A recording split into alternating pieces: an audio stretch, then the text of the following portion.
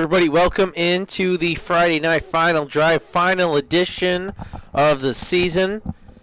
I'm Francis Beck, joined by Frank Wolf this evening, sponsored, of course, by Western New York Immediate Care and Howard Hanna. Frank, first week of the playoffs. What do we have now?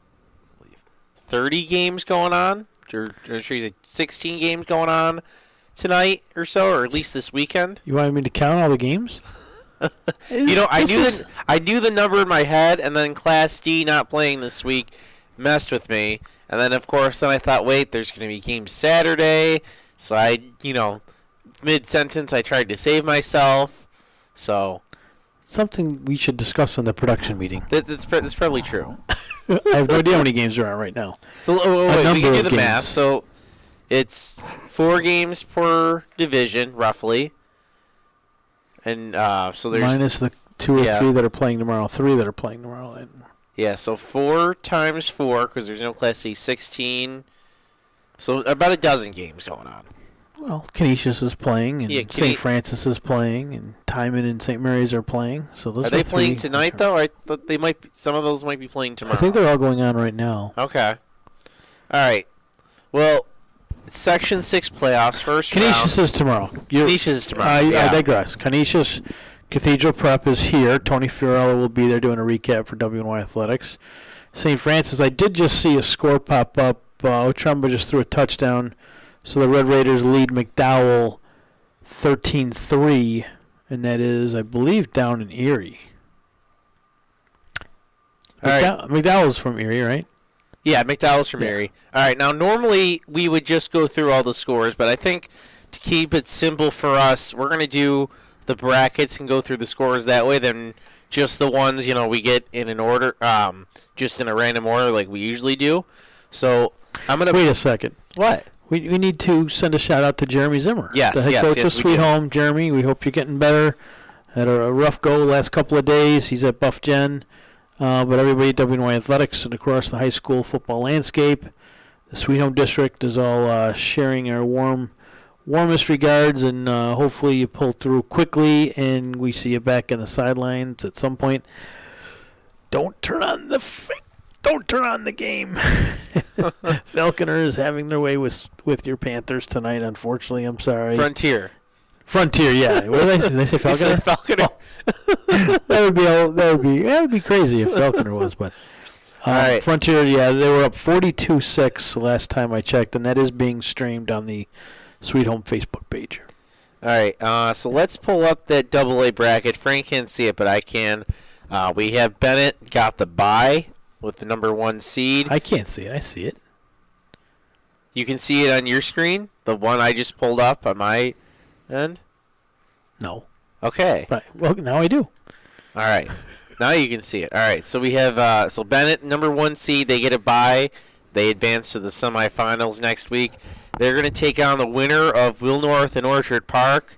That game was played last week. Will North beat the Quakers 32-29, but it's a much different story tonight. That game was played last week? Yes. Kind of. What do you mean, kind of? Well, because you said they're playing the winner of Will North Orchard Park.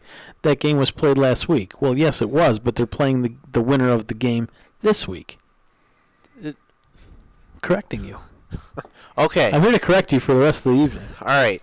Will North and Orchard Park are playing tonight. They also happened to play last week, which is the reason this game is at Will North. North won the game last week. Right now it's a different story, because Orchard Park has a 31-0 lead at the half over the Spartans. And I believe the Quakers were dealing with some injuries last week. I know you made the comment, Orchard Park has a passing attack, and we would have thought in this rain that I know we're getting in the North Towns. I don't know what it's like in the South Towns. That might be an issue for the Quakers, but it doesn't look like it. I certainly thought it could be. I mean, I sent out a tweet earlier that these weather conditions certainly have the makeup for a couple of upsets today, and one of them, to me, would have been the Spartans getting past Orchard Park today. I thought they could have been an upset, even though they won last week. Those Week 8 games where you're limping into the playoffs, whether you're have a above 500 record or not, everyone's limping into the playoffs. You all have your bumps and bruises, right? So I thought that maybe Orchard Park and Will North maybe held back a little bit, didn't show all their cards. They knew they were playing in Week 9. Now, Tom Prince on the show Wednesday thought it was a pretty good game, and they went full bore. Probably, I guess. Orchard then, if Park Tom had said some injuries, and I think it was to Macabelli. Macabelli. Well, that's just it. Macabelli wasn't even playing, so to me, he's huge, and I think he's got 3 touchdowns today already. Yeah, he made saw that? Immediate impact. We have our Adam Gorski is there. We'll be talking to him later on in the show. Other side of the bracket last night, Lancaster defeated Hutch Tech. I believe it was 42-8. They move on to the second round. They'll face the winner of Clarence and Niagara Falls, and I believe you checked that a few moments ago. Clarence was taking care of business. I'm on the Clarence page, and I see that they're in the third quarter, or maybe halftime, and Clarence has a 21-0 lead on the Wolverines right now. Okay, and that's not surprising. I don't think anyone would have picked Niagara Falls to win this game, given how tough Clarence has been all year, and that Niagara Falls really only has that one win that came in the opening week of the season against a Class A team, McKinley, who I think themselves only had one win all year, if any. Maybe two. Maybe two or 3. Okay. 3 if not a good season. Yeah, not a good season. Yeah. So Niagara Falls hasn't done anything of significance. And Clarence is a team. They're the top 3 seed. Scott Raymond is one of the best, I think, one of the top tacklers in all of Section 6. He's also doing great as a running back as well. We'll pull up those stats a little later. We'll talk about how he's doing in the top leaders in Section 6. But Double A, no surprises as of right now. And I think we're going to have 2 very fun matchups, semifinals next week, which I want to get into later. But, Frank, let's move on to Class A. And nothing really surprising here. We know Jamestown is up on Lockport right now. Let's see if we can check into that game. I can pull it up. I'm going to pull it up on our screen. You take a live look. If you want to go check it out, Norm Rodriguez, John Simon on the call. It looks like they're about to start kickoff. Thank goodness. Of the second half. Yeah, that game was going on forever. Jamestown taking care of business, 42-0 over the Lions. No surprise there. Jamestown has been on a mission. I've been on this all season long. It started, I think, 2 years ago when a team made up of a lot of these guys were holding their own against Orchard Park when they were in Double A. It continued to last to the spring when they almost ran the table in A, lost a heartbreaker in the final, and they've come back even stronger this year. That was a much more physical team than Jamestown had seen all year. And there was a shortened spring season, right? It wasn't a full season. And South Park was just a much more physical team, and Jamestown just hadn't seen that in the spring. So that wasn't that surprising that South Park was able to pull that out this year.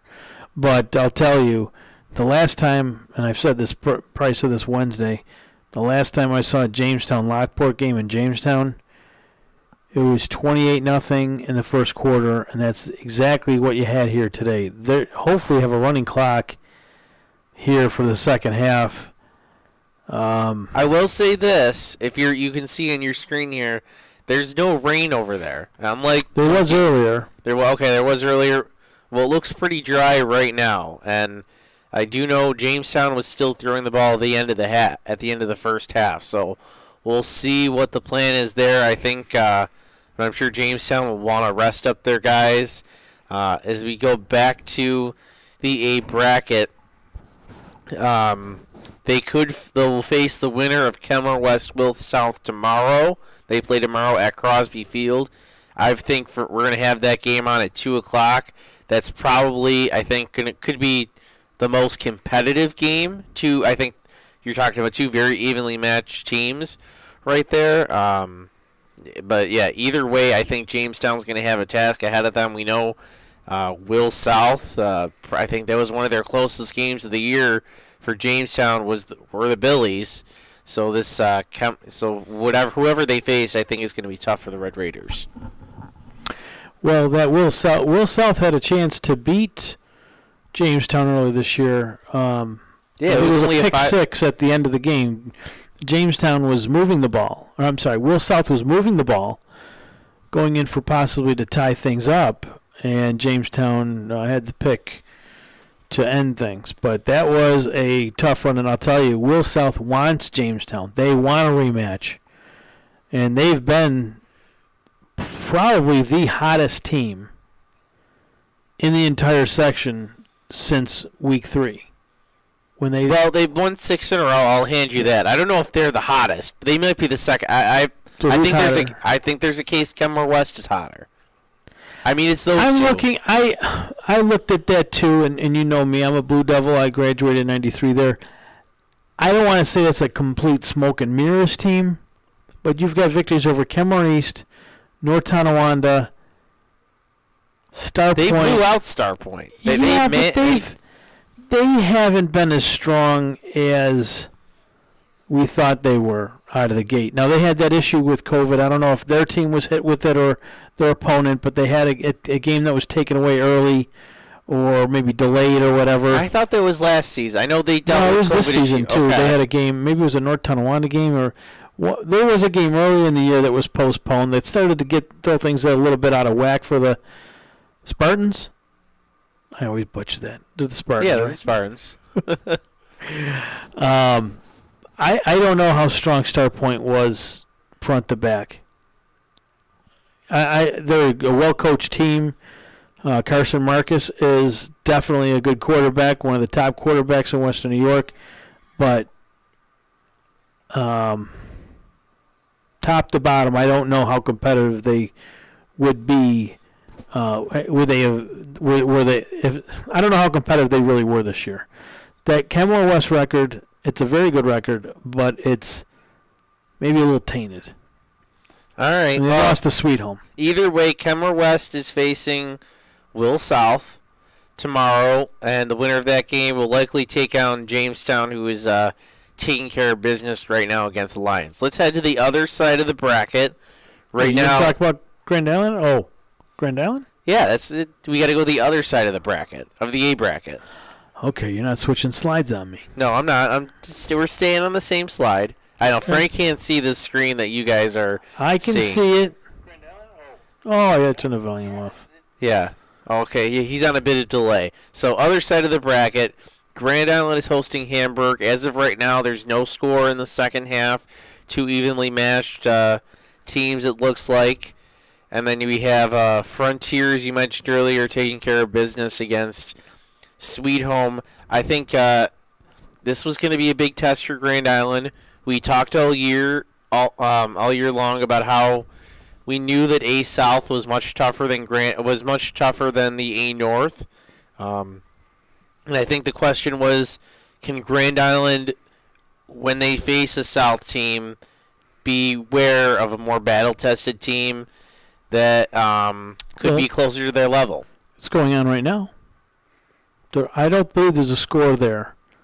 No. Yeah, that's what I said. Well, Michael, did Grand Island score? The blue team score? No, why not? The game was he was very close to getting, but He didn't get in? All right, go tell me if somebody scores in that game.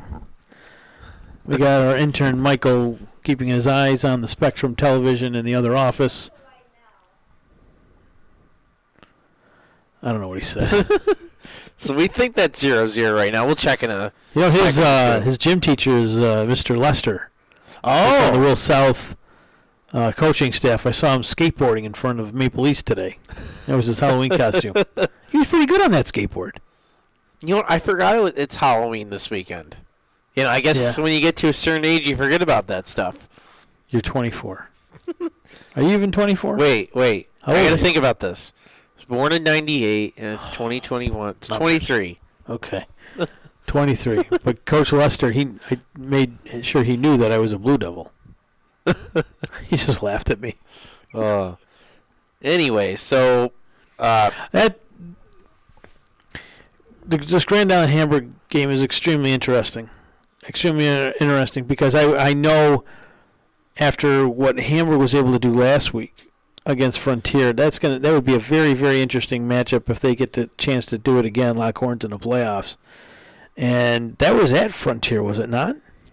yeah, I think it was at Frontier, and the interesting thing was Hamburg actually won the game, but they didn't win by enough points, so that's why they ended up as that fourth seed. So I think that's probably a little bit adding to that motivation. But from a Grand Island standpoint, they did well, but even though I think we can all say it's a weaker division, A North compared to A South. So now that they're actually facing an A South opponent, they're meeting someone who maybe matches their level. So we'll see if they can keep up with Grand the team. Island does more offensively. Yeah. They have more explosive offense than Hamburg. Hamburg, you're not 100% relying on Collins, who's one of the top running backs in the league and a Connolly Cup hopeful. If he's not going, then Hamburg's offense could sputter out. They need Collins to get going. They need him. If they're going to advance past a team like Grand Island. But Grand Island, they've got so many different things they can do offensively, and I think the Rain's playing a part in that game, and that's why there's still no score. Still 0-0. And we'll see what happens. I mean, that's a great game. Blaze O'Connor's giving us an update.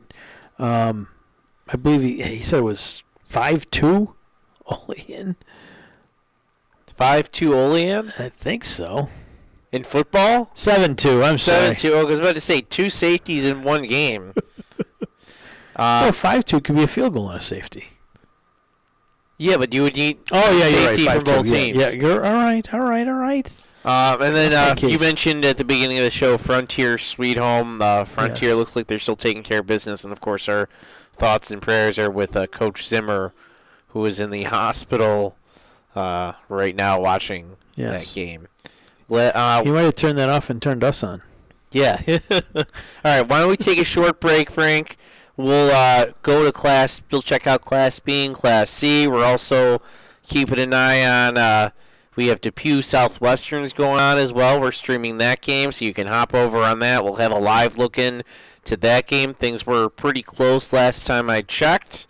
And so we'll keep going through playoff scenario scores. We have some on Senior Martin stuff. Hopefully we'll have some of our guys call in, talk about what it looks like live from the field, and all that and more. So we're going to have that. So stay tuned to the Friday Night Final Drive. When it's time to sell your home, start with a visit to howardhanna.com, ranked the #1 real estate site for sellers. A few clicks will show you the sales price you can expect for your home. We can get you the most money in the quickest amount of time because we know where the local buyers are and how to reach them. So if it's time to sell your home, visit howardhanna.com today, and we'll match you with a local Howard Hanna agent to sell your home fast. I love being home. If you've been injured in an auto accident, large or small, call 681-4088. RES Physical Medicine and Rehab right away. If you are in pain or just sore, don't take chances. Call RES today and take advantage of their 24 to 48-hour appointment pledge. With no copays, RES will help navigate the confusing world of no-fault insurance with you, so you can concentrate on getting better. 681-4088. RES Physical Medicine and Rehab. The most important call you can make after an auto accident.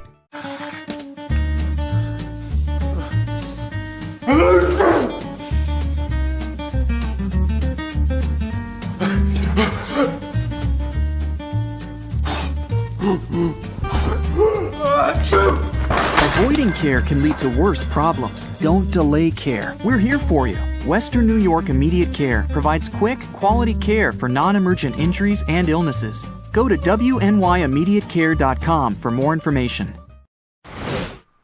All right, welcome back to the Friday Night Final Drive. Oh, our Southwestern game, our computer's being funny here. Let's see if I can bring it back to you can see the whole screen. But right now you can kind of see Depew is up 21-19 over the Southwestern Trojans. And as I bring this back to full screen, Frank, we have a last-minute update just in. Well, Hamburg's taking a 7-0 lead on Grand Island. We're not sure who scored. Oh, Devin Collins on 4th and goal, Francis, from the 1. Now, it's interesting because earlier in this game, Hamburg was inside the Grand Island 5 and came away with no points. So this time they come through. They have a 7-0 lead. 10:24 to go in the 4th quarter.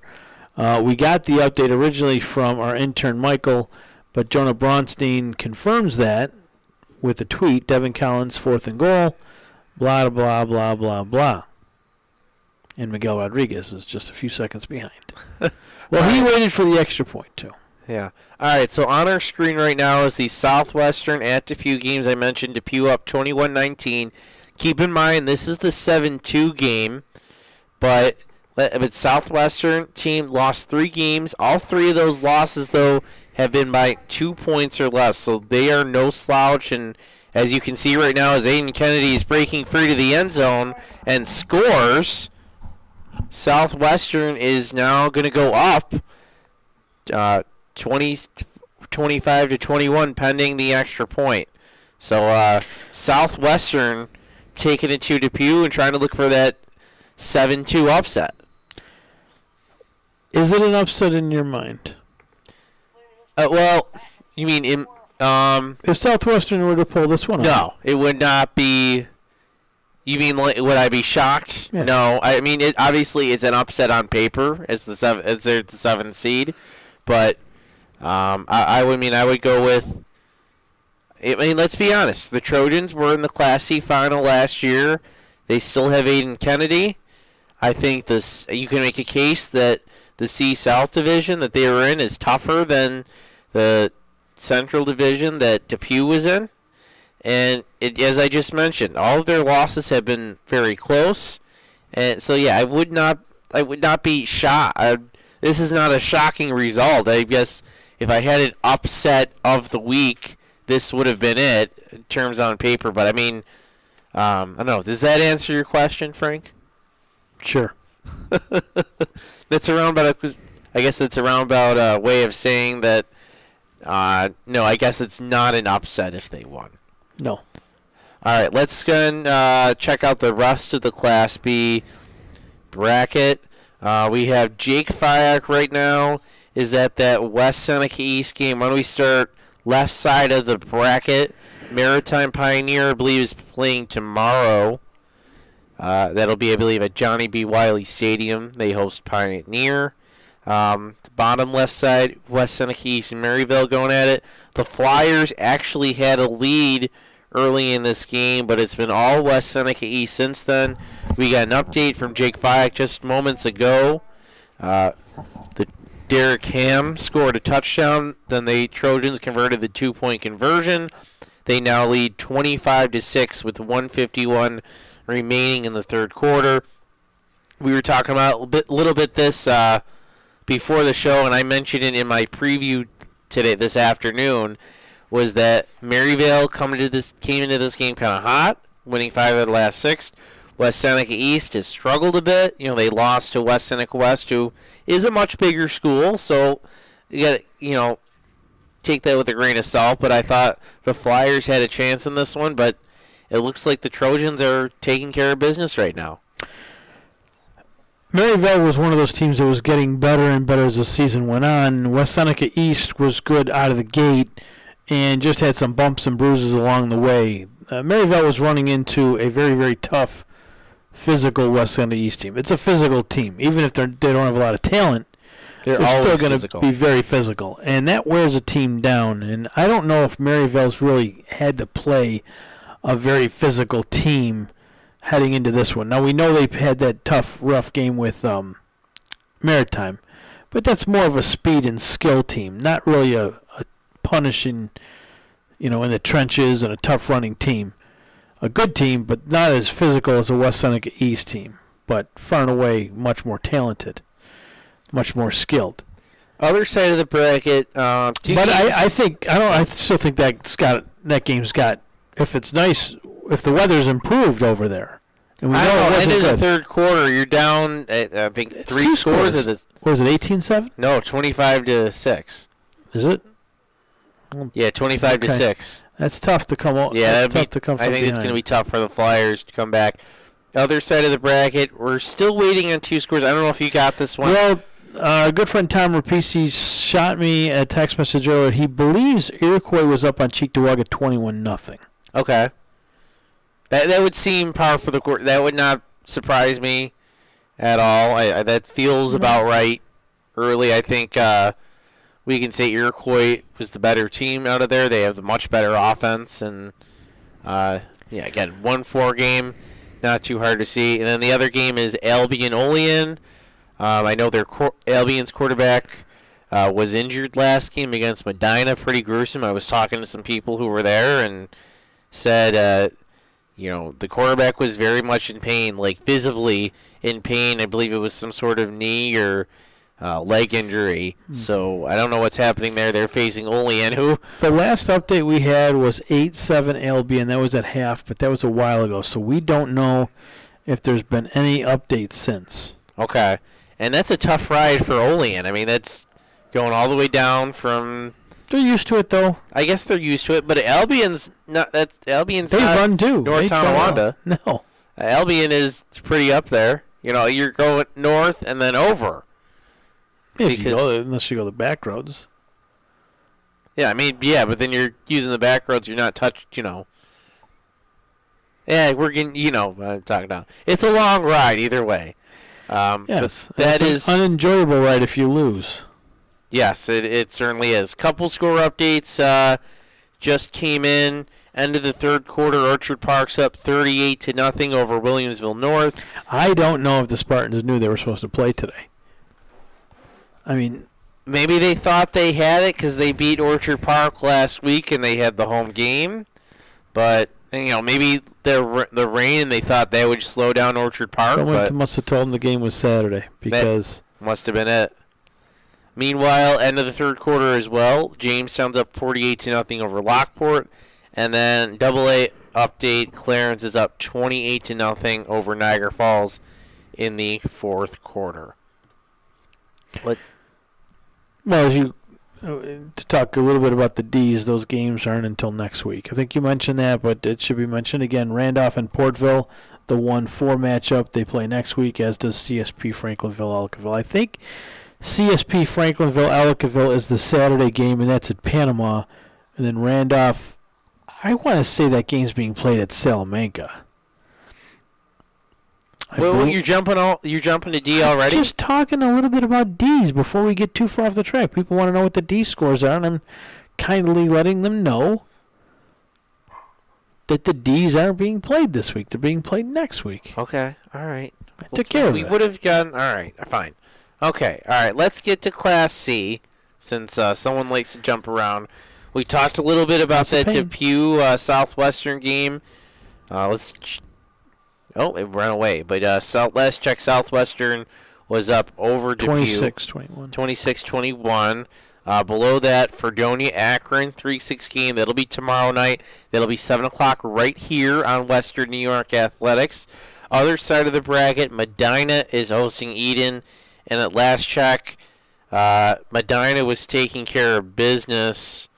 Let's see what that last update came about 10 minutes ago. It looked like Medina's up 30-7 over Eden, and then the other game is Salamanca-Lackawanna, which I haven't seen the updates for. I saw double zeros on that one. There was an update, no score.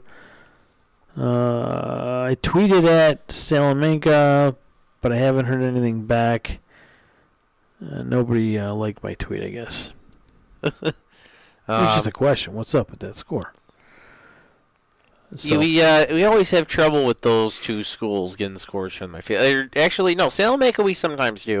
They're pretty good on Twitter. Yep, they're pretty good on social media. I haven't, but I think their social media guy is also their PA guy.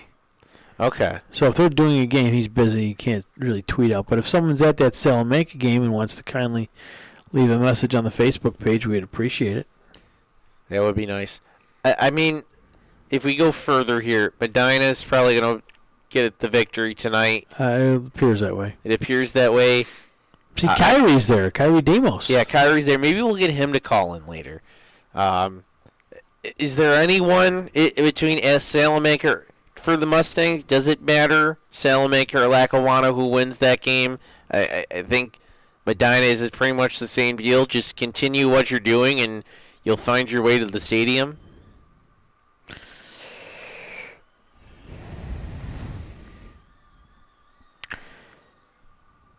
Medina should get to the stadium, without question. Is that your question? Yeah, this is my question. Does it matter who Salamanca, Lackawanna, who comes out on top if you're Medina? Does it really? I don't think I mean, in my mind, they're pretty much. Salamanca's a physical team. Can they stop that Medina passing attack, that running attack?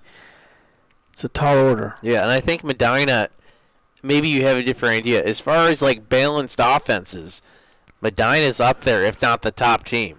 Maybe not the most powerful, but in terms of balance, Medina's definitely up there. I agree with you. We've done a number of Medina games this year on WNY Athletics, and we've got to see them. Tough. It's amazing, I think, after losing a player like Brian Fry, that they just, I don't want to say they don't miss him, but their offense just didn't lose a beat this year. They've just been taking care of business. They're one of those teams. You look at their schedule, and I think they've beaten everybody by at least 20 points. They really don't have any close games. We saw them against Akron, who was second in that division, and Tom and I were there, and literally the first half was Medina did anything they wanted to do. And, I think that just shows the dominance of Medina. The only thing I think you're worried about if we go further here, let's say tomorrow, for argument's sake, Fredonia beats Akron, and then it's Fredonia against Southwestern or Depew, which we'll check into that game again in a little bit because that one's still close. I think Fredonia is going to give Medina some fits at the stadium. Southwestern could too because of that pedigree, and they were there last year. But this Medina team, good luck to anybody trying to stop them. Aiden Kennedy, as good of a quarterback that he is, he does not get enough credit for how good he is at defensive back. He's got six plus interceptions this year. Yeah, he goes both ways, which is, for a quarterback like him, not a lot of coaches out there would be willing to put out someone like him on both sides. They always have. I mean, Cole Snyder was a free safety, I believe. That's right, yeah. And when you get down to the season Ds, you just have to play both ways. Number one, if you want to be competitive and win, your best players are your running backs and your quarterbacks, and they usually have a pretty good eye for the ball. And, sometimes the quarterbacks make the best defensive backs, and some quarterbacks make the best linebackers. Jim Kelly was a linebacker. So, I mean, they're doing a good job, and they have the ball right now. It is 3 minutes left in the fourth quarter. Time's running down. The Trojans are ahead of the Wildcats 26-21. Yeah, you know what, Frank, why don't we... you want to pull that one? Yeah, why don't I pull that game up? I got to fix the screen here for it, and then I can pipe in audio, but... You want to pipe in their audio, too? Yeah, I can do that. Just give me a second. So Aiden Kennedy, what he can do with his rocket of an arm and his legs, he just continually extends plays. And you know what? I was kind of wrong on Wednesday. I thought it was Cole Snyder who led the Trojans down to Cicero last time they were there. They were a state semifinal team. That was Aiden Kennedy. That was not Cole. Cole was already gone. It was Aiden Kennedy. Now, they had a strong rushing attack a couple of years ago, but for the most part, Aiden Kennedy was still the general, still running that offense. And he was a sophomore at the time. He sat behind Cole Snyder. I believe he was the backup quarterback. Maybe he was an 8th grader. Definitely backed Cole up as a freshman. All right, let's bring in this audio. First time out here. Mark Johnson, Tom Prince on the call. It looks like the audio is going to match with the video. Sometimes we struggle with that on the show, but these are going to match up. Lackawanna's winning 8-0. Still 2 more timeouts left, so we're going to expect to see those timeouts called here probably in the consecutive plays. Well, we knew that I have a question. While we're in this timeout with Southwestern and Depew, Depew was the 2 seed. This is probably the best they've been in a couple years, I would say. Is Depew? Yeah. This is probably one of their strongest seasons in a I while. thought they were pretty strong in the spring. Orchard Park was the last update I had there. The Spartans from that tough 32-29 loss last weekend.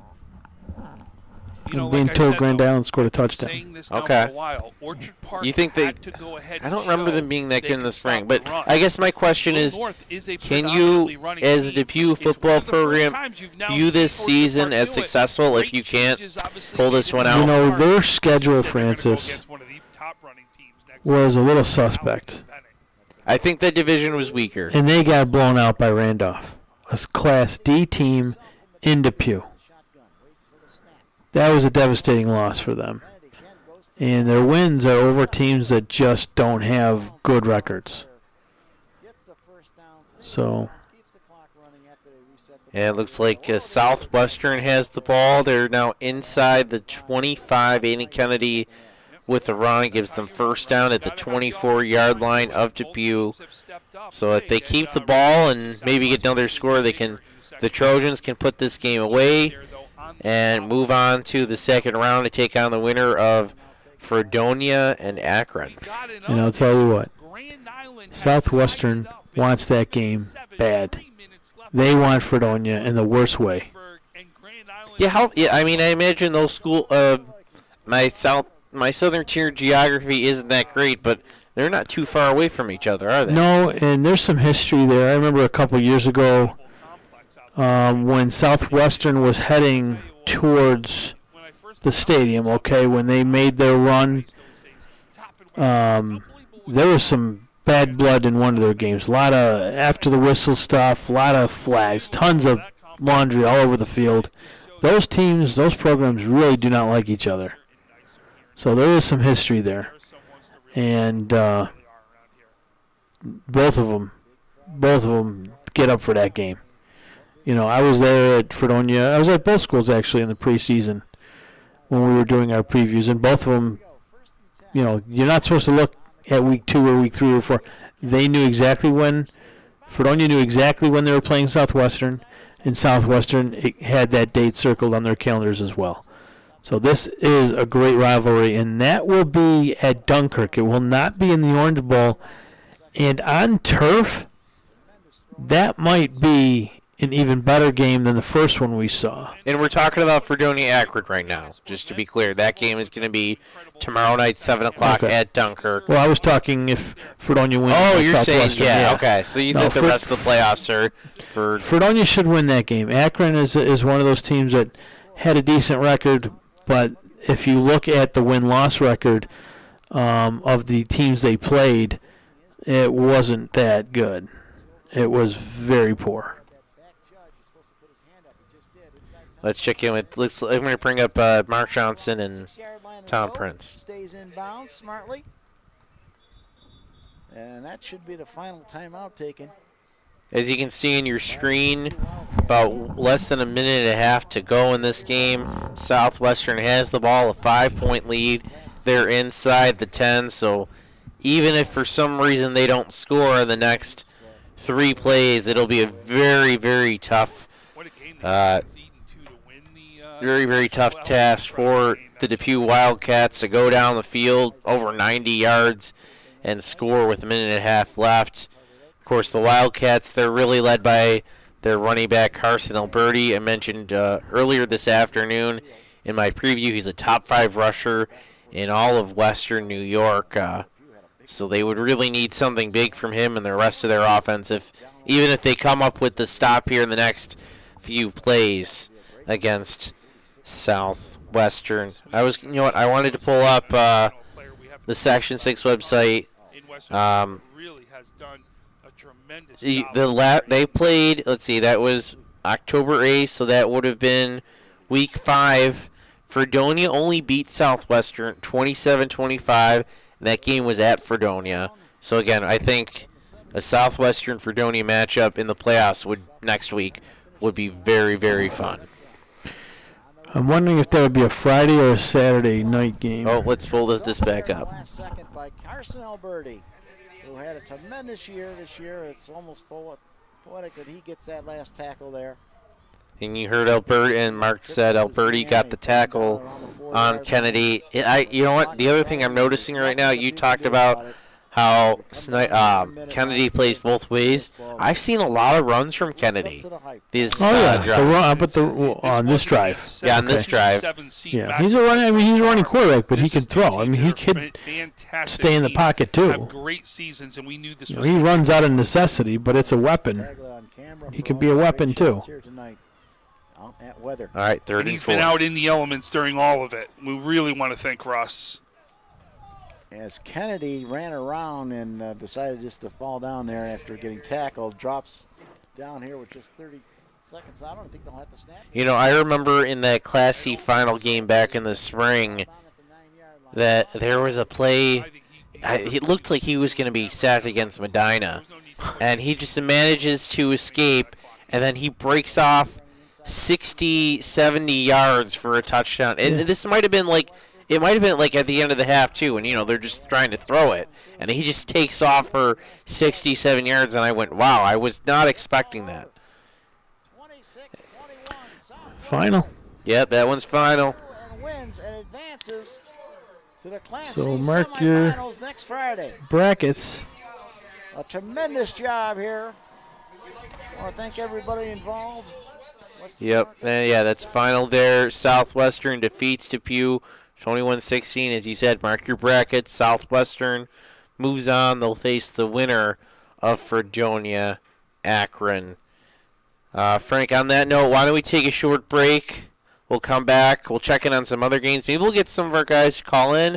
We have Jake Fyack, who's at West Seneca East Maryville. Adam Gorski's at OP Will North. We'll maybe get another update from that GI Hamburg game.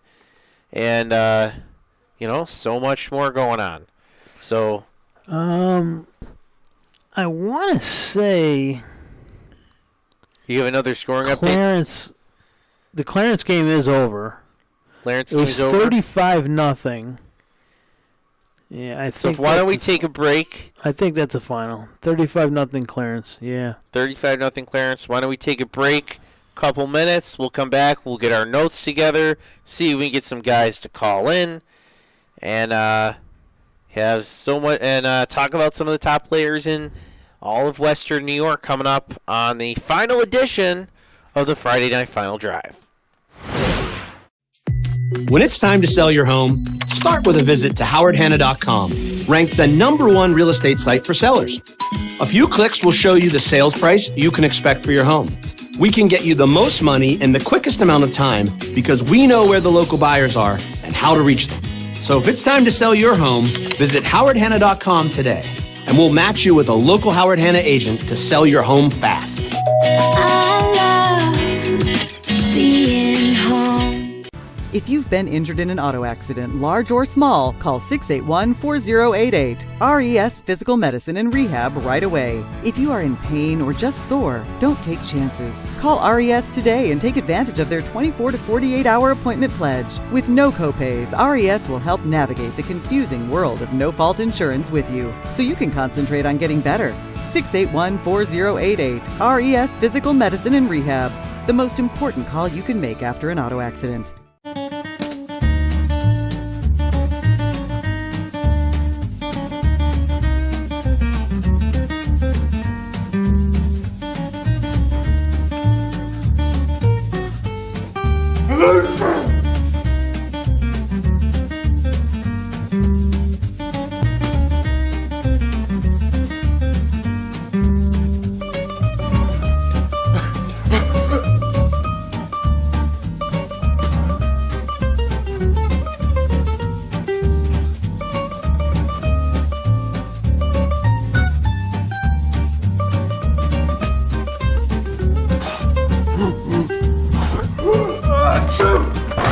Avoiding care can lead to worse problems. Don't delay care. We're here for you. Western New York Immediate Care provides quick, quality care for non-emergent injuries and illnesses. Go to wnyImmediatecare.com for more information. Does he do car? Forget about it. How about home? Forget about it. Does he get good rates? Forget about it. And you're saying there's no problem too big for this guy? Forget about it.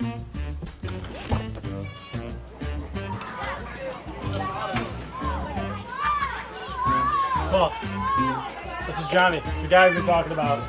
Johnny, this is Paul Wolf. Mr. Wolf, it's nice to meet you. Thank you for the invite. Not a problem. It's Paul, not Mr. Wolf. Oh, sorry, Paul. Johnny, forget about it. For all your insurance needs, call 835-WOLF. And... Why do you exercise? To look better? To feel better? To drop a few pounds? To train for an event? To defy age? Or to keep your ability to say yes to the things you love to do? Whatever motivates you, G&G Fitness Equipment is here to get you there. Treadmills, ellipticals, rowers, bikes, home gyms, and accessories. We'll pair you with the right equipment, teach you how to use it, and be there every step of your fitness journey. G&G Fitness. Your goal is our goal.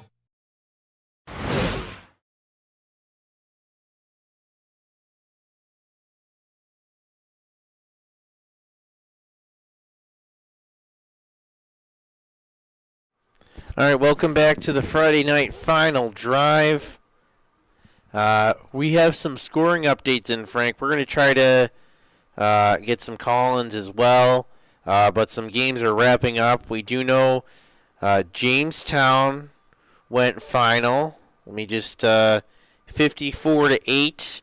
Jamestown wins. They move on to the game. We also have AA Orchard Park officially gets the win 38-7 over North. We have somebody, Hokage of Horror, follower on Twitter, tweeted in, said Albion won 8-7. So we'll have to double check on that score. And did I see another score here? Okay, that was our last new updates from those games. So Frank, these games starting to wrap up. I mean, I don't see any really surprising results. Maybe the North, we talked about a little bit, the OP North, the score deficit maybe is a little bit surprising, but no real upsets tonight.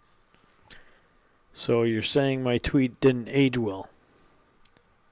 Oh, that's right. You predicted some upsets. Well, I mean, it depends. I mean, obviously, it depends on whether, you kind of mentioned earlier, is Southwestern beating Depew an upset?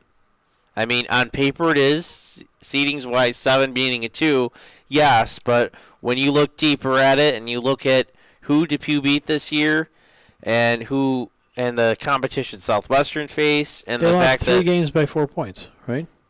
Well, I guess total of 4 points between those games.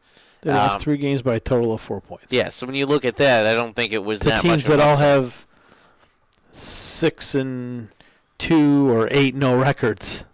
Yeah, let me pull up Southwestern schedule. They lost to Iroquois. They were undefeated. As far as we know, they won tonight. They lost to a Fredonia team that was 8-0, and they should win tomorrow. And the other loss was Salamanca, and I think that was a 6-2 team or a 5-3 team. Salamanca is, I know, the 4th seed. They would have come out of the South Division. So, yeah, that sounds right. And, yeah, that's not a bad resume. You know, if you're thinking about it from a college football standpoint where they, rank the teams and they base on their resume, those are the 3 best losses to have. Yeah. I mean, there's a lot of one-loss teams who would, I think, take this resume over many others as well. Let's check in to see if we got any more updates as well. We checked. We know. Let's see. Here, Grand Island Hammer last check was tied at 7. We know they're in the second half of that game. Yeah, tied at 7. It was Brian Bielik had a 2-yard touchdown run that kicked the extra point. So I believe they're in the.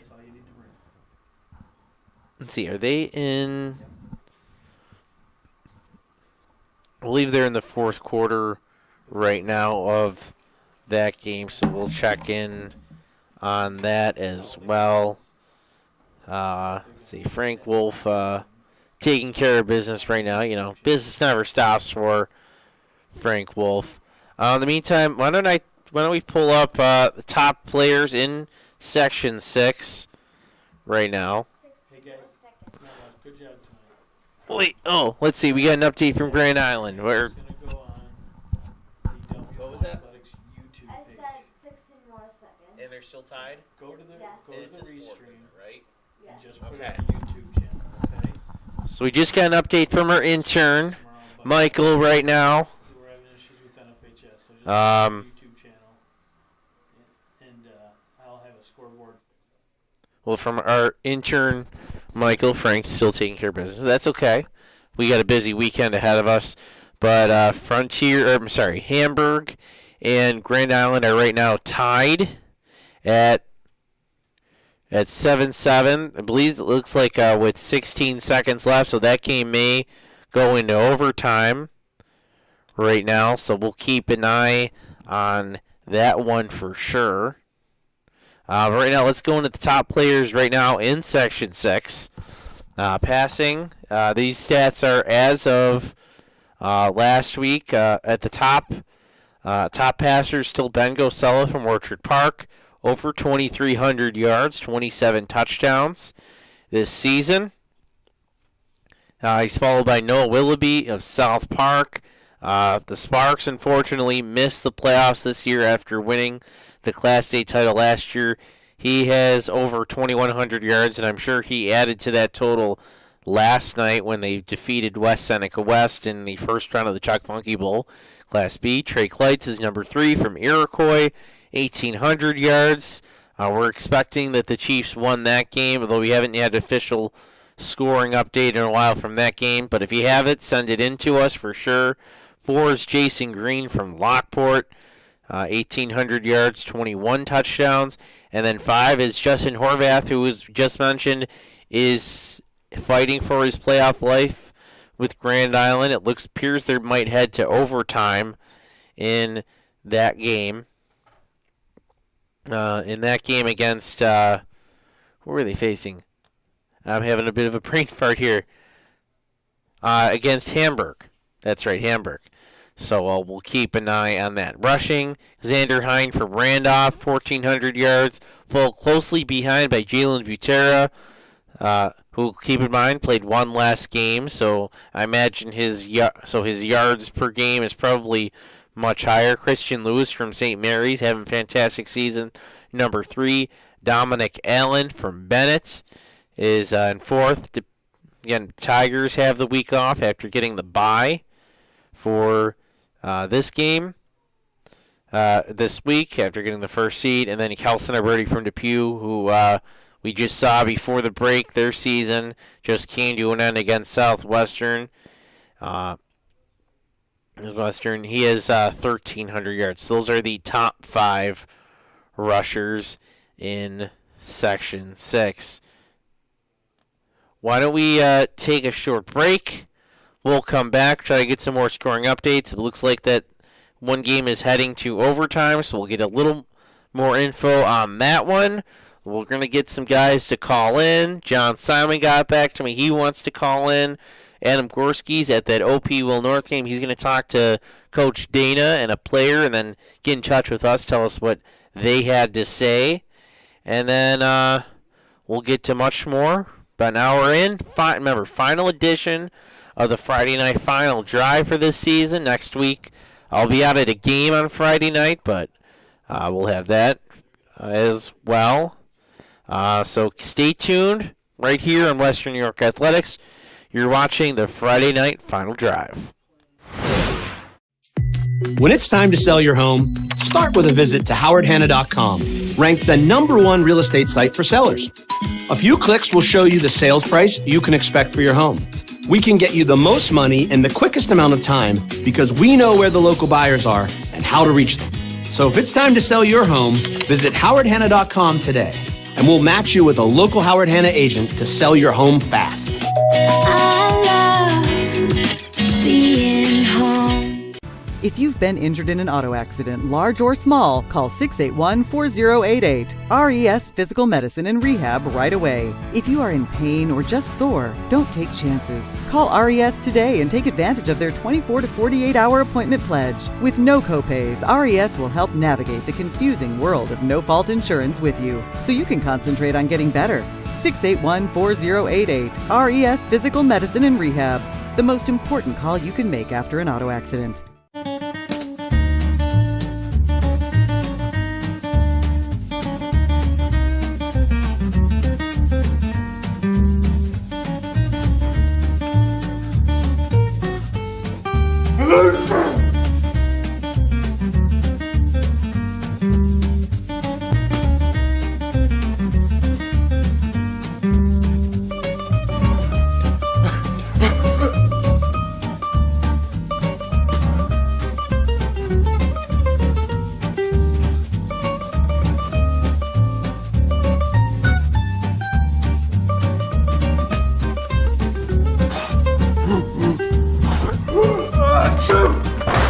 Avoiding care can lead to worse problems. Don't delay care. We're here for you. Western New York Immediate Care provides quick, quality care for non-emergent injuries and illnesses. Go to WNYimmediatecare.com for more information. 300 Level Media is a locally owned and operated, multi-purpose media company right here in Western New York. You'll find us everywhere, covering the Bills, Sabres, Buttes, Bisons, Big Four basketball, local college sports, and much more. Our staff offers a variety of media services, from video production, live event coverage, audio broadcasts, professional voiceovers, camera operation, and videography. Visit www.300levelmedia.com or give us a call at 716-427-2600. This is 300 Level Media. All right, welcome back to the Friday night final drive. Francis Beck here with you. Frank Wolf taking care of some business. He'll be back very soon. We just got couple scoring updates in just moments ago. Jake Fike tweeted this final. West Seneca East defeats Maryville 38-6. This game, Trojans scored 5 touchdowns on the ground. That's not really surprising for the Trojans. Mike Hayes and Charlie Rosario with 2 each. We'll try to get Jake to call in a little bit, tell us more about that game. So when we pull up the B bracket, what does that mean? So let's look at the left side. West Seneca East moves on. They'll take on the winner of Western New York Maritime Pioneer. That game is happening tomorrow afternoon at Johnny B. Wiley Stadium, the site of the old rock pile. On the other side of the bracket, we're waiting for score from Iroquois Cheektowaga. We imagine the Chiefs are taking. Last we heard, the Chiefs had a 3-touchdown lead in that game, and then we did get a tweet in. We haven't confirmed it yet. Looks like Albion defeated Olean by a score of 8-7. So Class B starting to shape up for next week. Let's go back through the brackets, kind of look at what scores we have as we wait some phone calls in. We do know Hamburg and Grand Island are going to overtime, tied at 7. I believe they just started overtime just moments ago. Let's check on AA. As we talked about earlier, Bennett gets the bye. They move on to the second round automatically as the number 1 seed. I just overheard Frank. Hamburg wins. Hamburg defeats Grand Island in overtime. What was the score? 15-7 in overtime. 13-7 in overtime. Frank was behind me. We had the TV in the other room of the office, but Hamburg pulls out that win. So let's just pull up that A bracket right now and So the top seed in the A North Division goes down to the Bulldogs. Bulldogs head to the second round. They will take on Frontier. You can see in the left side of the bracket there, Frontier defeated Sweet Home pretty handily earlier in the night. That went final. So it'll be a rematch of the Southtowns rivalry, Hamburg and Frontier. Remember, the Bulldogs defeated Frontier just last week. They beat them by 2 points, but because it was only by 2 points and the way tiebreakers worked, they ended up as the 2 seed. Frontier was the 2. Hamburg ended up as the 4 seed. Frontier's the 2 seed, so that game will be played at Frontier, but it'll be a rematch of that game next week in Week 10 for the semifinals. Winner going to the stadium. Other side of the bracket, Jamestown got the win against Lockport.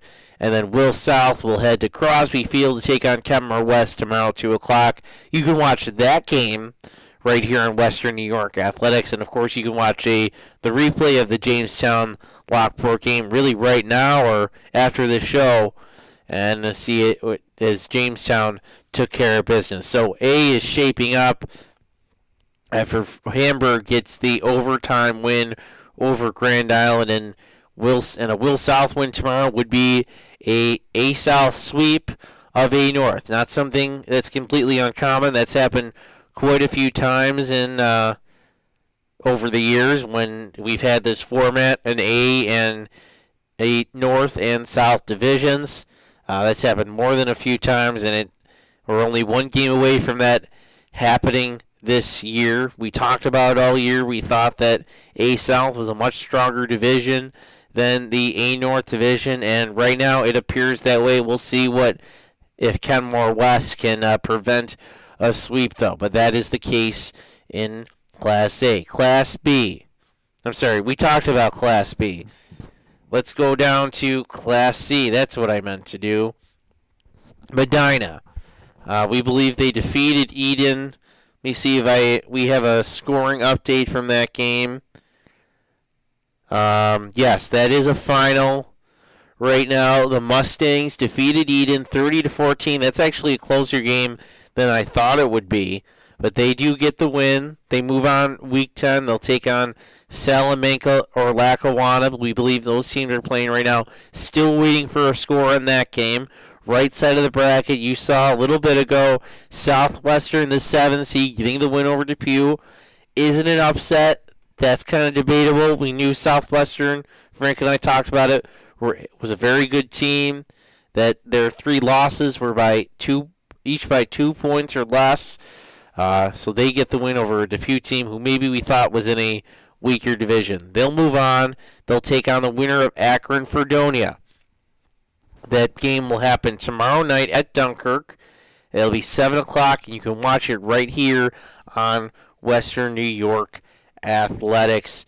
And speaking of Class B, we have Tom Prince. We're going to bring him into the fold right now. He called that he was color for our Depew Southwestern broadcast. And Tom, I'm going to bring you in. Frank and I had this discussion. Do you view Southwestern winning as an upset? You can make the case, and Frank kind of did, and I kind of agree with him. You can't, because of Southwestern's resume. You really shouldn't consider this a quote-unquote upset, even though on paper it might be.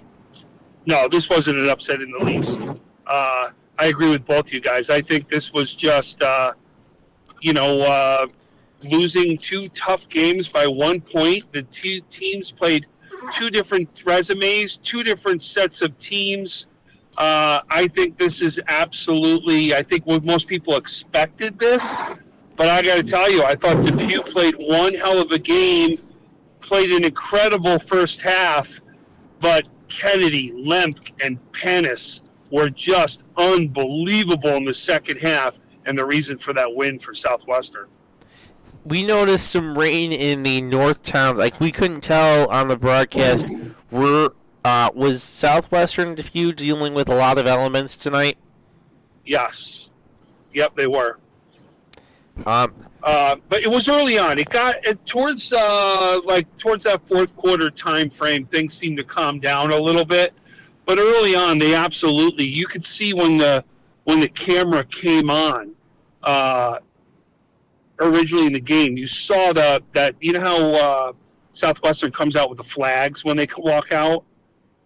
They came out with their flags, and you saw the American flag almost perpendicular blowing, and you saw, like, wow, this is going to have an effect in this game. And that's what it was early on. It seemed to get better. But it seemed to be in the second half, I'll tell you, it did not stop Kennedy in the least. His passing was pinpoint in the second half and found Lemp at least 5-6 times in that second half for unbelievable passes. It was a great game by Southwestern to come back and win. But like I said, Depew's got nothing to hang their hat about. Great season. Carson Alberti right now could say he is the top running back ever in Depew High School history, and he's got nothing to hang his head on. Yeah, that's the other thing I was kind of asking, Frank. This Depew program hasn't been real successful these past few years. I think even despite this loss, you have to view this season as successful. Oh, absolutely. No doubt about it. And that's what you've got to do. It's keep building. And love what Coach does there in Depew. Has really led this team with huge success. And you could just tell that family atmosphere, that we're all in this together. And Depew really made a statement today against what I considered what would have been early on in the season as a favorite to win C, right? One of the favorites. And you just went toe-to-toe with one of the favorites. I'll ask you about one other game. You were at the Orchard Park Will North game last week. That was a pretty close game. Frank was talking. He kind of said, and I kind of agree with him, with all these elements happening. With all the elements, you would have thought that would have played into Will North's favor, knowing Orchard Park's offense, but that did not seem to stop Orchard Park whatsoever. No, and I'll tell you, what was the difference between Game 1 and Game 2? Keegan Mancavelli. He wasn't there for Game 1. He's there for Game 2. 4 touchdowns in the mix. Unbelievable what he had out there.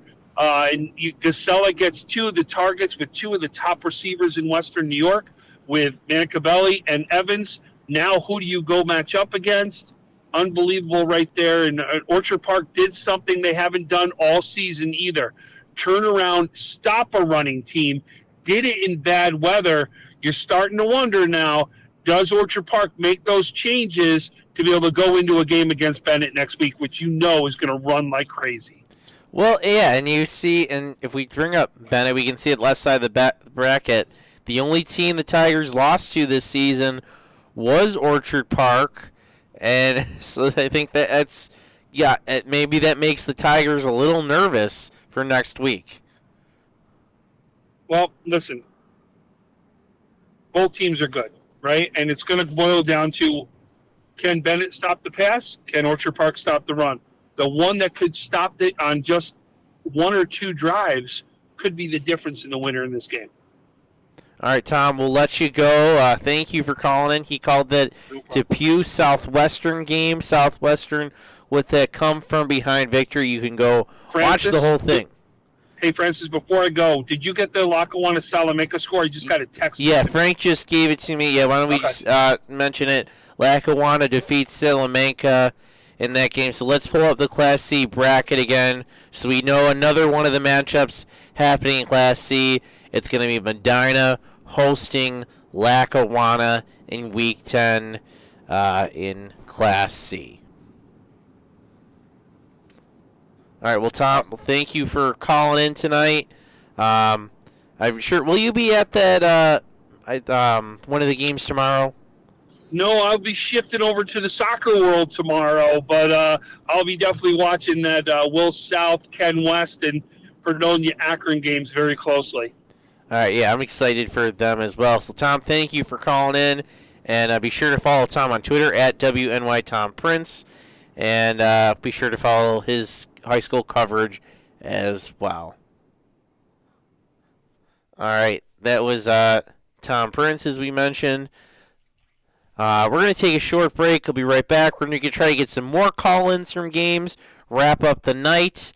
We may be getting a certain coach to call in. We'll see about that. I know John Simon's ready to call and talk about Jamestown. So we'll have much more as we get ready to wrap up the night. Final edition of the Friday Night Final Drive. When it's time to sell your home, start with a visit to howardhanna.com, ranked the #1 real estate site for sellers. A few clicks will show you the sales price you can expect for your home. We can get you the most money in the quickest amount of time because we know where the local buyers are and how to reach them. So if it's time to sell your home, visit howardhanna.com today, and we'll match you with a local Howard Hanna agent to sell your home fast. I love being home. If you've been injured in an auto accident, large or small, call 681-4088. RES Physical Medicine and Rehab right away. If you are in pain or just sore, don't take chances. Call RES today and take advantage of their 24 to 48-hour appointment pledge. With no copays, RES will help navigate the confusing world of no-fault insurance with you, so you can concentrate on getting better. 681-4088. RES Physical Medicine and Rehab. The most important call you can make after an auto accident.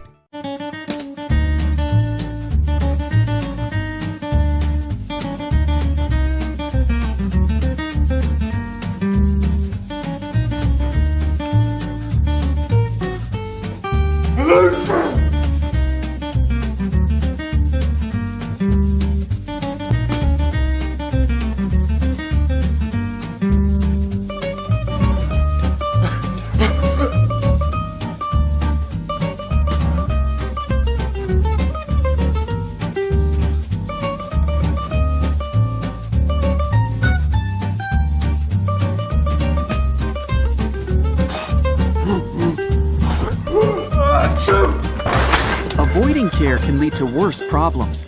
Don't delay care. We're here for you. Western New York Immediate Care provides quick, quality care for non-emergent injuries and illnesses. Go to wnyimmediatecare.com for more information.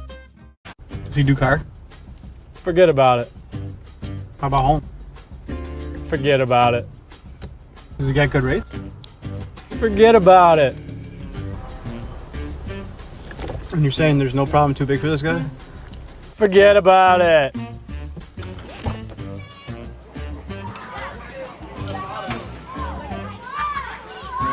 Paul, this is Johnny, the guy we've been talking about. Johnny, this is Paul Wolf. Mr. Wolf, it's nice to meet you. Thank you for the invite. Not a problem. It's Paul, not Mr. Wolf. Oh, sorry, Paul. Johnny, forget about it. For all your insurance needs, call 835-WOLF and... Why do you exercise? To look better? To feel better? To drop a few pounds? To train for an event? To defy age? Or to keep your ability to say yes to the things you love to do? Whatever motivates you, G&G Fitness Equipment is here to get you there. Treadmills, ellipticals, rowers, bikes, home gyms, and accessories. We'll pair you with the right equipment, teach you how to use it, and be there every step of your fitness journey. G&G Fitness. Your goal is our goal.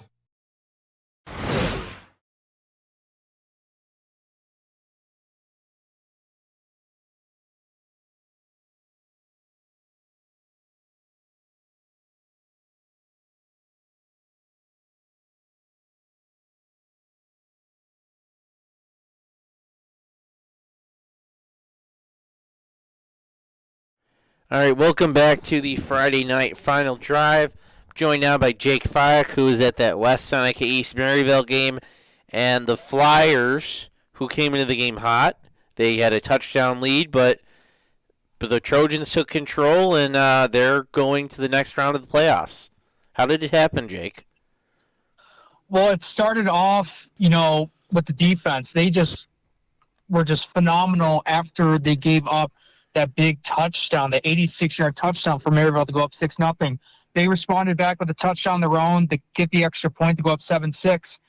And after they gave up that long touchdown, they just basically blank slated it, pretended like it never happened, and went to work on the game plan, and they were just phenomenal. Throughout the rest of that matchup, Francis, West Seneca East defense probably forced about 5, maybe 6 turnovers, and it was about 50-50 because Maryville threw about a couple interceptions and, committed a couple fumbles, and West Seneca East was able to take advantage of that, get points off turnovers, which led to some big scores from Charlie Rosado and Mike Hayes, who each had 2 rushing touchdowns on the night. They were phenomenal on the ground game, very similar to what Pioneer does and Cheektowaga does with their very strong run game. It was very effective there on their home turf in their quarterfinal matchup, and they're on to the semifinals for the first time since 2018. And a big milestone hit at tonight's game, their head coach, Jim Marino, picked up his 100th career head coach victory. I believe did you talk to anybody after the game? I did with Jim Marino, yes. So what was his feelings after the game? I'm sure he didn't care for the start, but the finish was very good. Oh, definitely. And, like I mentioned earlier, he said, once they gave up the big touchdown, they just, he was questioning a little bit, whether the game plan on the defense side was going to work. But once they got like their first turnover they forced, it gained confidence and momentum for them for the rest of the way. And their run game is very deep. There's a lot of depth at their running back and fullback positions, where it just kept tiring out Maryville's defense, and you can see it as the game progressed along. And like I said, as soon as they were getting turnovers, it just gave them that extra boost on offense to put points on the board, and that was a big part of that. Once the turnovers were there, the offense was able to, take what the defense was giving them with great field position and able to put points on the board. Jake, before I let you go, West Seneca East has a date with either Pioneer or Maritime. Let's say it's with Maritime. Does the Trojans, do they have an offense or a defense to beat the Falcons? That's definitely tough, because I haven't seen much of what Maritime's done. I will say, though, if they do take on Pioneer, that's going to be a very, I would say, low-scoring style game because both teams do not throw the ball. And that would be a battle of the trenches game if they take on Pioneer. Against Maritime, I mean, if Maritime's able to stop Mike Hayes and Charlie Rosado, they'll definitely have a chance of winning. But if West Seneca East is able to force those turnovers for Maritime, I could definitely see it where if they take on either Maritime or Pioneer, if their defense is on, it's going to be a low-scoring affair. All right, well, Jake, thank you for calling in. We'll see your recap later tonight on Western New York athletics, and Jake's another great resource for high school football coverage, and you'll be hearing a lot more from him throughout the playoffs. Jake, thanks for calling in. Absolutely, Francis. All right, that was Jake Fyock, Western New York Athletics. He was at that West Seneca East Maritime game, or West Seneca East Maryville game. The Trojans come out 38-6 winners in that game. Let's take another look. Go back to that Class B bracket as we work to get Adam Gorski into the fold. He was at that Orchard Park. Will North game. So Class B, let's take a quick look while we get Adam. Left side, Maritime Pioneer. They're playing tomorrow. West Seneca East gets the win over Maryville. Iroquois Cheektowaga. We believe Iroquois won that game. And then we heard Albion won the game on the bottom right. But right now we're going to bring in Adam Gorski. He was at that Will North Orchard Park game, and it was nothing. I'm sure you saw what happened last week between Orchard Park and Orchard Park and Will North. This was nothing like that, was it, Adam? Not at all. Not at all. Just utter dominance from the Quakers. 38-7 ended up being the final, but Will North's points came in garbage time. It was practically a shutout. The first score of the game was a safety off a botched punt snap, and it was pretty much all downhill for the Spartans from there. Just really efficient offense from the Quakers. Drove down the field multiple times to score. They kind of got ran over last week. I want to say the Spartans had about 350 when they beat them, but tonight a lot better. A lot better from the Quakers defensively. Really stifled the Will North run. and really just gave them no opportunity to get into the game at all.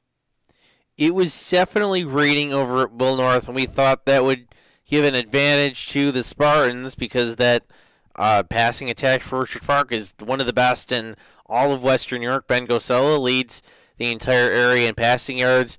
How did the Quakers offense battle through that rain?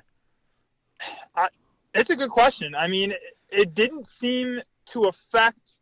I mean, there were certainly a few drops. I think that was clear. I think it definitely made catching the ball a lot more difficult, of course. But I mean, Gosella had multiple connections. I mean, the first play after they scored the safety and they on their ensuing drive, 42-yard deep ball to Dylan Evans.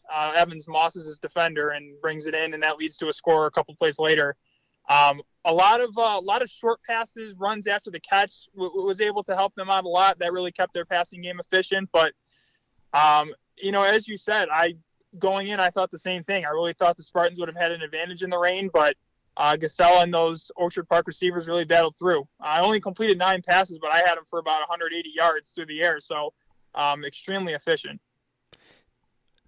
Orchard Park has a date with Bennett next week.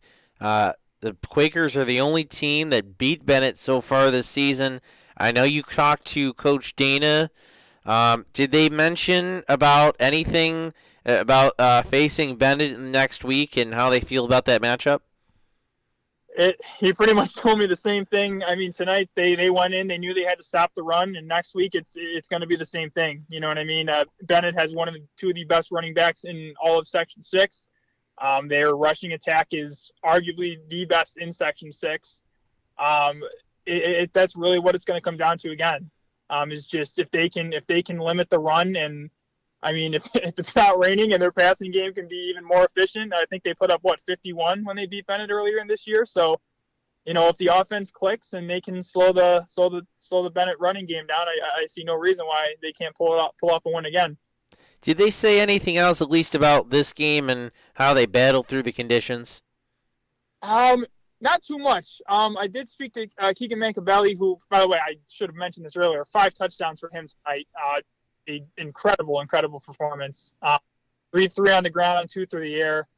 Talking to him, it seems that they weren't going to go away from the pass.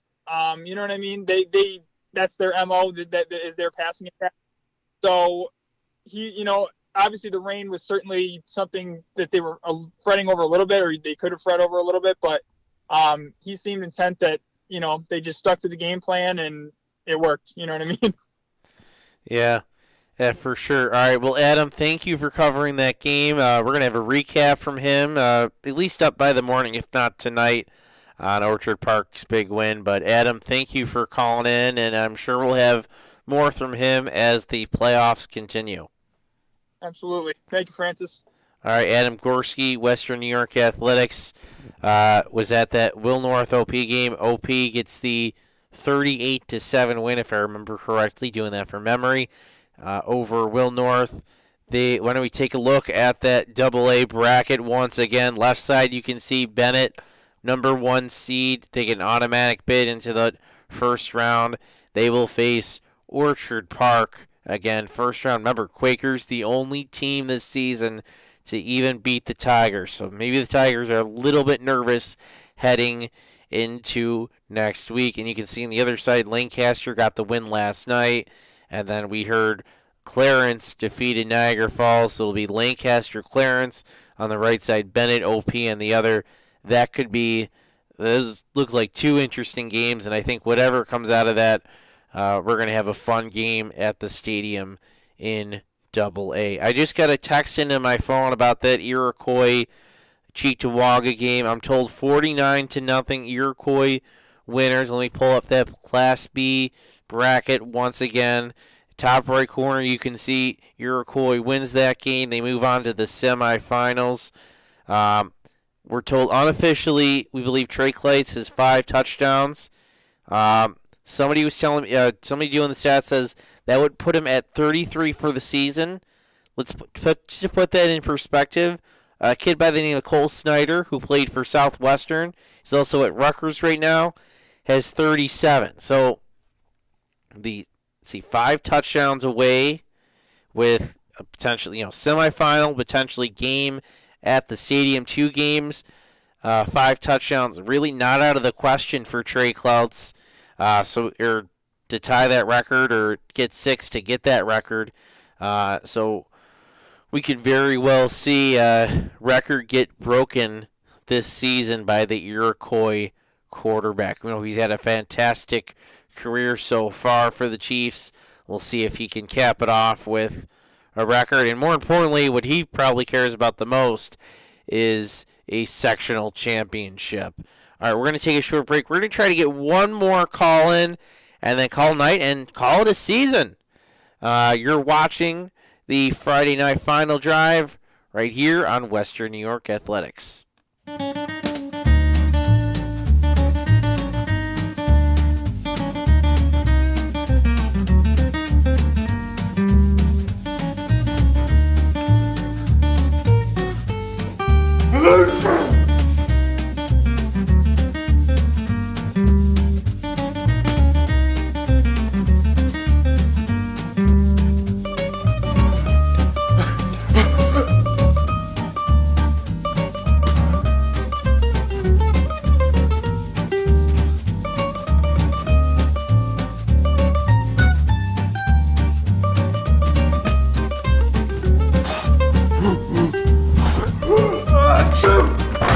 Avoiding care can lead to worse problems.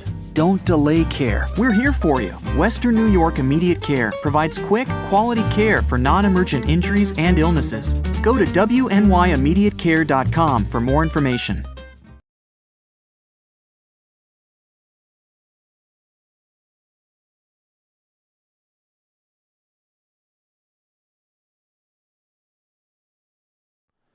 All right, welcome back to the Friday Night Final Drive. Joining us right now on the phone is John Simon. He was on that call for that big Jamestown win over Lockport. And John, I don't think anybody. I was kind of watching the broadcast, and that game was over by the end of the first quarter. Yeah, it was over after the first 2 Jamestown scores, right? The only thing that I was thinking about, well, not the only thing, the first thing that I thought about, Francis, was just how reminiscent this was of the game last night between Lancaster and Hutch Tech. Like, I don't want to take anything away from Lockport. They had a fine season, made their way into the playoffs, but they were overmatched. We talked about all season how much tougher the A South division was than the A North, and we're seeing that tonight. 3 wins out of 3 games for the South division. And I think that was part of it. I think Lockport was just overwhelmed at how talented Jamestown was, and they just got in such a deep hole in the first quarter, they couldn't dig themselves out. What do you think the strategy was? I kind of noticed at the end of the second half that Jamestown was still throwing the football. What did they kind of do in, I guess, how early do you think they were thinking about resting guys or keeping guys in shape for next week and the rest of the playoffs? Well, I started talking about it midway through the second quarter because they scored on the first play of the second quarter, and I believe that made it 35-0 at that point, maybe 42 even. But it was 42-0 at halftime. So I figured that they would be resting starters once the third quarter came around. Butera didn't see the field at all, I'm pretty sure, in the second half, at least not on offense. But no, they started resting guys. Drake played the majority of the game at quarterback. They left him in until the last series or maybe 2. But they emptied the bench in the second half. They got the backup at running backs in, even the third stringer in. So Butera got a nice rest, but it wasn't a mass exodus. They didn't pull all the starters out at once. But they started bringing guys out little by little towards the end of the second quarter, all the way through to the end. Because Norm brought it up on the broadcast. You don't want to rest guys too much and have them almost be somewhat rusty going into next week. You want to keep them warm, used to game speed, but at the same time, you don't want to risk injury. So I think they played it right. No big injuries came out tonight for Jamestown, and I think they'll be fully healthy going into the semifinals next weekend. That semifinal game will be against either Kenmore West and Will South. We talked about that matchup last week. Yes, we did. If you're Jamestown, they won't say this publicly, but don't you think you're kind of hoping it's Ken West, knowing the way that Will South game went earlier in the season? Well, you could say that, but at the same time, I think Jamestown, again, they're not going to say this to the public, but they're going to say, we were in control of that game against Will South almost the entire way, and then we let up a little bit towards the end, and the Billies came back and made a 5-point game late. But that being said, Francis, I think you might be onto something, because as you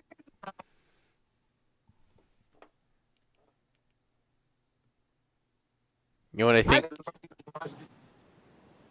Sorry, go ahead, Francis. What were can you repeat that point? I think we lost your signal for just a second. Oh, I was just going to say, as you know, I mentioned on the show last week, if Will South can beat Ken West tomorrow, I think that they have a great shot at beating Jamestown and making it into the sectional final.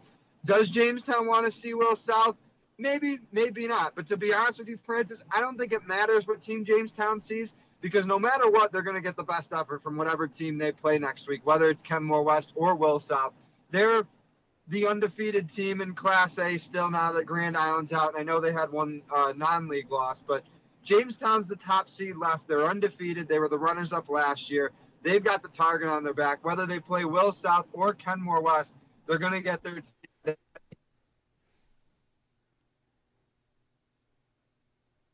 You know what, John? I think we lost your signal, so we're going to let you go.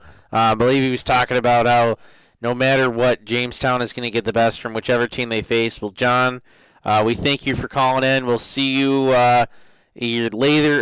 We'll see you throughout the season as well. More great high school football coverage from him as well. Unfortunately, we had some service issues from there. He was coming all the way from Jamestown, so on that road from there, in Jamestown, can be a little spotty sometimes, but that's okay. Still had it brought up some important points about Jamestown and talked about that Kenmore West Will South game and tomorrow and how important that is. Again, that game will be right here in Western New York Athletics. Let me pull up the that Class A bracket once again so you can see it. This Kenmore West Will South game, and I get the bottom right side of your screen.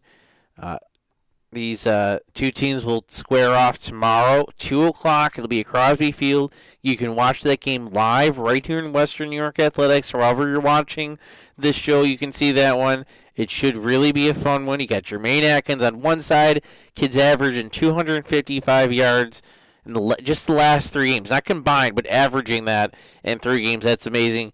Meanwhile, Will South has just that electrifying offense as well that has seemingly been unstoppable. I think they're two of the hottest teams right now in Section 6. And then left side of the bracket, we'll take a final look at that. We saw Hamburg get the overtime win over Grand Island. They will take on their arch rivals, Frontier, who took care of business against Sweet Home. That game will be at Frontier next week. Remember, Hamburg defeated Frontier just last week. Hamburg defeated Frontier last week in the rivalry game. Fortunately, it was only by 2 points, so that's why they ended up in the 4th seed, and this game will be at Frontier, but I'm sure the Bulldogs will once again be hungry to defeat their rival. I know both teams were hungry. I actually talked to some Frontier players last week. They were at the St. Francis Canisius game, and they seemed pretty confident about their ability to make it to the stadium as well, so that's going to be fun in Class A. Let's get final segment here, Friday Night Final Drive. That was our final call-in from John Simon, so we're going to take a final look at the brackets. That's Class A. Let's go up to Double A. Again, we talked to Adam Gorski. Bennett is going to face Orchard Park after the Quakers take care of business at Will North. And then Lancaster last night defeated Hutch Tech.